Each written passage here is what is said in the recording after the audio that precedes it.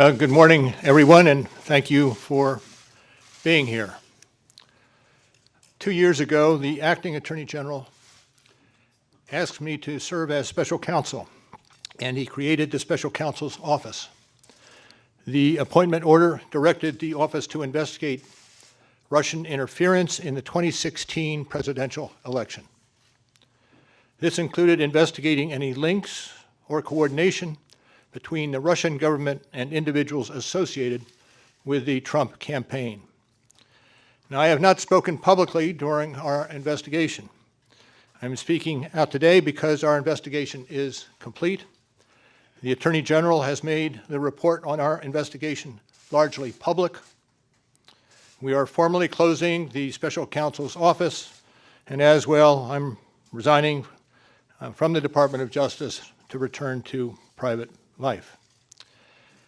I'll make a few remarks about the results of our work. But beyond these few remarks, it is important that the office's written work speak for itself. Let me begin where the appointment order begins, and that is interference in the 2016 presidential election. As alleged by the grand jury in an indictment, Russian intelligence officers who were part of the Russian military launched a concerted attack on our political system.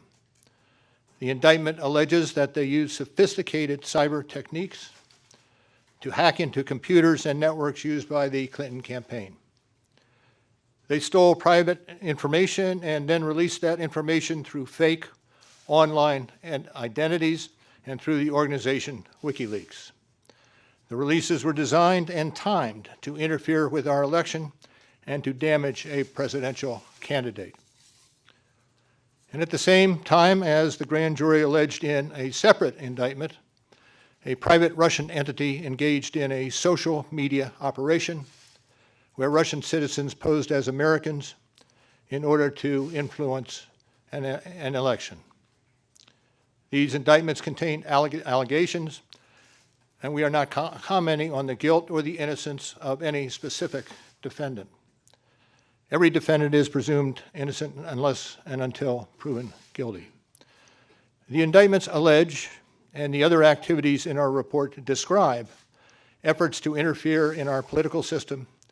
They needed to be investigated and understood, and that is among the reasons why the Department of Justice established our office. That is also a reason we investigated efforts to obstruct the investigation. The matters we investigated were of paramount importance. It was critical for us to obtain full and accurate information from every person we questioned. When a subject of an investigation obstructs that investigation or lies to investigators, it strikes at the core of the government's effort to find the truth and hold wrongdoers accountable. Let me say a word about the report. The report has two parts, addressing the two main issues we were asked to investigate. The first volume of the report details numerous efforts emanating from Russia to influence the election. This volume includes a discussion of the Trump campaign's response to this activity, as well as our conclusion that there was insufficient evidence to charge a broader conspiracy.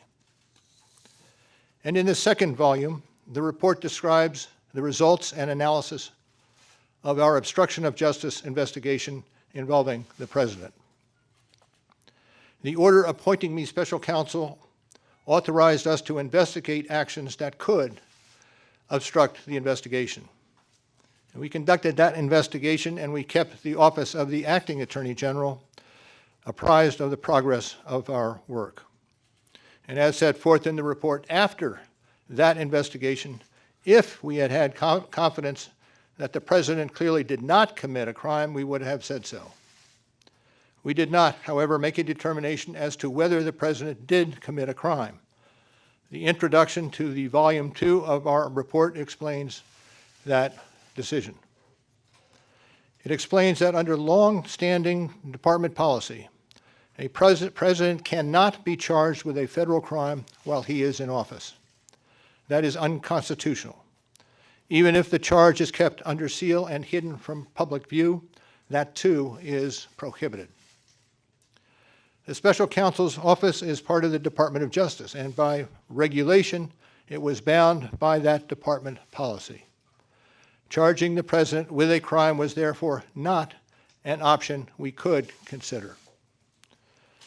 The department's written opinion explaining the policy makes several important points that further informed our handling of the obstruction investigation. Those points are summarized in our report, and I will describe two of them for you. First, the opinion explicitly permits the investigation of a sitting president because it is important to preserve evidence while memories are fresh and documents available. Among other things, that evidence could be used if there were co-conspirators who could be charged now. And second, the opinion says that the Constitution requires a process other than the criminal justice system to formally accuse a sitting president of wrongdoing. And beyond department policy, we were guided by principles of fairness. It would be unfair to potentially accuse somebody of a crime when there can be no court resolution of the actual charge. So that was Justice Department policy. Those were the principles under which we operated, and from them we concluded that we would not reach a determination one way or the other about whether the president committed a crime. That is the office's final position, and we will not comment on any other conclusions or hypotheticals about the president. We conducted an independent criminal investigation and reported the results to the Attorney General, as required by department regulations. The Attorney General then concluded that it was appropriate to provide our report to Congress and to the American people. At one point in time, I requested that certain portions of the report be released.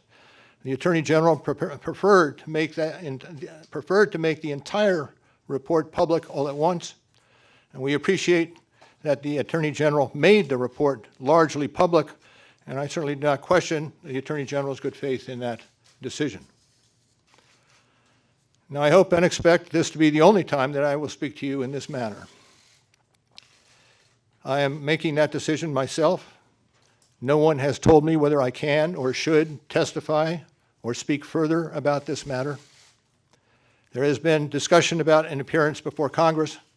Any testimony from this office would not go beyond our report.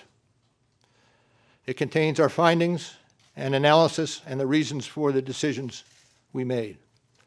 We chose those words carefully, and the work speaks for itself. And the report is my testimony. I would not provide information beyond that which is already public in any appearance before Congress. In addition, access to our underlying work product is being decided in a process that does not involve our office.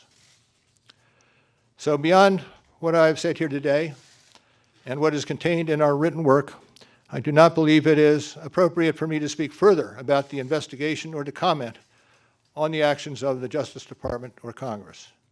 And it's for that reason I will not be taking questions today as well. Now, before I step away, I want to thank the attorneys, the FBI agents, the analysts, the professional staff who helped us conduct this investigation in a fair and independent manner. These individuals who spent nearly 2 years with the special counsel's office were of the highest integrity. And I will close by reiterating the central allegation of our indictments, that there were multiple, systematic efforts to interfere in our election. And that allegation deserves the attention of every American. Thank you. Thank you for being here today. Sir, if you're subpoenaed, will you be here full time? No question.